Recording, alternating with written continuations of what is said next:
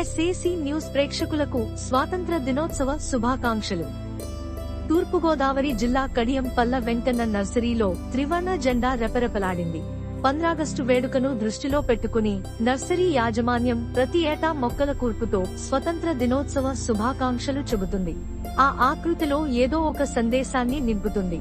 ఈ ఏడాది కూడా అద్భుతమైన కూర్పుతో 79వ స్వాతంత్ర దినోత్సవ శుభాకాంక్షలను నర్సరీ యాజమాన్యం పల్ల సత్యనారాయణమూర్తి, వెంకటేష్, వినయ్లు తెలిపారు. అమెరికా వంటి సంపన్న దేశాలు తీసుకున్న నిర్ణయంతో రూపాయి విలువ ఎక్కడ తగ్గకుండా మనమే స్వదేశీ వస్తువులకు కొనుగోళ్లకు ప్రాధాన్యత ఇవ్వాలని వారు సందేశాన్ని ఇచ్చారు. అందరికీ నమస్కారం అండి. నా పేరు పల్లా వెంకటేష్, మాది పల్లా వెంకన్న నర్సరీ కడియం అండి.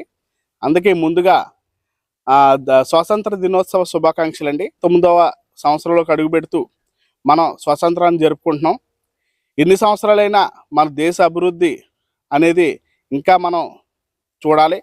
సో ఈ దేశ అభివృద్ధి జరగాలంటే మనం మన స్వదేశీ వస్తువుల్ని, మన భారతదేశంలో తయారయ్యే వస్తువులను విక్రయించుకుంటే మన రూపాయి యొక్క విలువ కాపాడుకున్న వాళ్ళు అవుతామని ఆ సందేశాన్ని ఈ మొక్కల కూర్పులో ఇలా ఏర్పాటు చేసి అందరికీ కూడా చైతన్యం పరచాలని మా యొక్క చిన్న ఈ సందేశాన్ని ఇలా పంపుతున్నాం అందరికీ.